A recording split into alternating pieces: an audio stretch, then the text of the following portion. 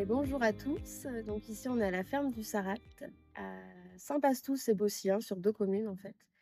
Donc on est sur 4 hectares et demi en tout. Il y a à peu près 1 hectare où il y a des arbres fruitiers, du maraîchage et petits fruits. On transforme. Donc c'est avec Johan qui s'est installé en 2017 et moi je l'ai rejoint sur l'aventure en 2020.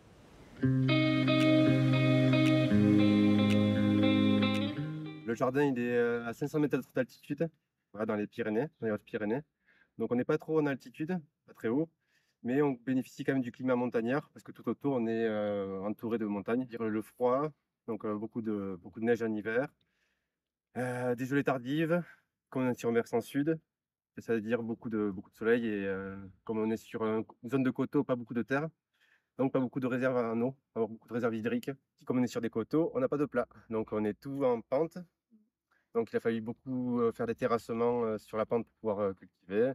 Ah, on a aussi beaucoup de tempêtes liées à notre couloir, la vallée orientée nord-sud. Donc on a beaucoup de vent qui arrive l'après-midi plein nord, la brise montante qui assèche beaucoup les sols. Et les tempêtes de sud qui nous assèchent aussi énormément. Comme on est en pente, quand il pleut, ben, il y a tous les éléments minéraux qui sont lessivés et emportés vers le bas. Voilà. Tout l'intérêt qu'on a eu ici de planter des arbres. En 2019, on a postulé au programme Nature 2050 et qui nous ont permis notamment de faire l'installation donc sur le bassin, qui était vraiment un des enjeux majeurs du jardin, d'avoir de l'eau toute l'année, de planter beaucoup d'arbres fruitiers. Il y avait quand même un objectif de 1000 arbres fruitiers qui a été atteint, et avec aussi notamment des haies, donc ça peut être des noisetiers, des petits fruits, enfin voilà, c'était vraiment tout arbre confondu. Et également de terrasser, des gros boulots de terrassement, parce que comme vous avez pu voir, c'est pas du tout plat. Donc d'avoir des pistes d'accès à chaque parcelle. Ce qui a été mis en place concrètement sur la ferme par Johan au tout début, c'est de tester déjà différentes variétés de fruitiers. Donc par la mise en place de nanifiants, de pommiers nanifiants, qui produisent assez rapidement, qui ont un réseau racinaire en surface, donc qui n'ont pas trop de concurrence avec les légumes qui sont plantés à côté, qui apportent de l'ombre aussi, qui remontent les éléments minéraux et qui ont cet intérêt de produire très vite. Et on peut voir, nous, si les pommiers qu'on a plantés sont bons déjà, et si les arbres sont rustiques, s'ils tombent pas trop malades, etc. Ensuite, ce qui a été mis en place, bah, c'est des variétés, comme je disais, anciennes, rustiques. On ne fonctionne de toute façon qu'avec des variétés non hybrides, et on essaye de reproduire des semences. L'hiver, on sème un mélange de céréales et légumineuses pour avoir le sol vraiment couvert, et de coucher cet engrais vert au printemps et planter dedans directement. Voilà, le fait de cet engrais vert, c'est surtout pour éviter le lessivage de l'hiver, parce qu'en hiver il pleut beaucoup. Du coup, l'engrais vert va maintenir tous les éléments minéraux à la surface, voire même faire remonter les éléments minéraux.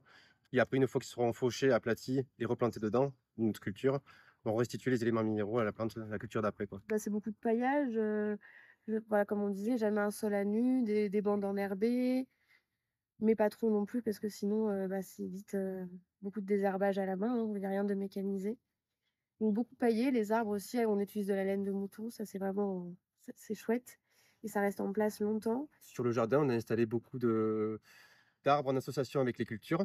Le but de planter des arbres proches des cultures, ça permet déjà d'étager les cultures, de créer de l'ombre l'été quand il fait très chaud, de stopper le vent, de récupérer l'eau en surplus, donc les éléments minéraux qui sont lessivés, d'apporter aussi ben voilà, un lieu pour la biodiversité aussi, donc pour les pollinisateurs, les oiseaux ou autres, et aussi ben, de créer aussi une production de fruits directement sur place, quoi. Toutes les parties où est-ce qu'il n'y a pas de légumes, ça va être des arbres francs, donc on Comme dit derrière francs, nous. donc des arbres qui vont devenir grands, qui vont rester longtemps en place, et bon, mais qui eux, ben, on n'intervient pas dessus, quoi. Donc on les plante, ils produiront peut-être au bout de 8-10 ans.